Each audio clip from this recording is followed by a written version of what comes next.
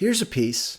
Washington, D.C., more than just the nation's capital, but also the home to the NFL's perpetually 7-win and 9-loss football team, a team in a division where if your record's hovering anywhere around 500, you're in a 3-way tie for first place. Known no more as the Washington Redskins, but now Washington Football Team.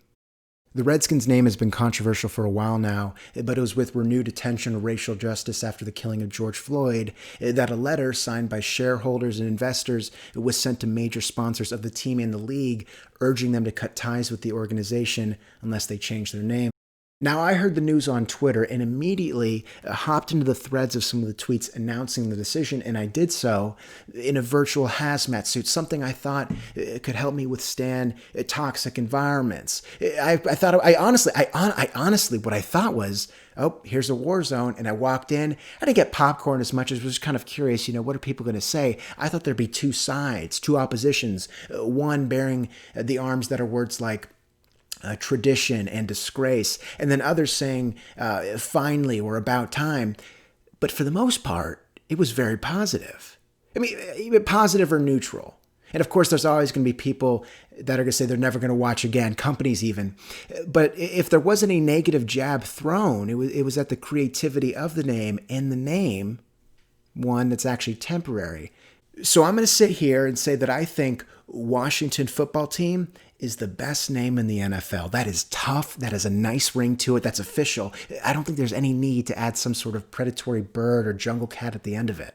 And mascots are fine, just I don't think it has to be in the name, not in the title. The soccer world does it best. It's Arsenal FC, Arsenal Football Club. Their nickname is the Gunners. But you say Arsenal. You never say Arsenal FC, the Gunners. No, that's not how it goes. Or take me, for example. I'm John Roussos. That's how I introduce myself. That's how people know me. Oh, that's John Roussos.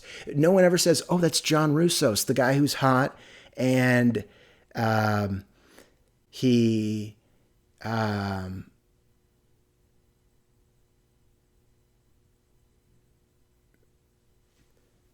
No one ever does that, So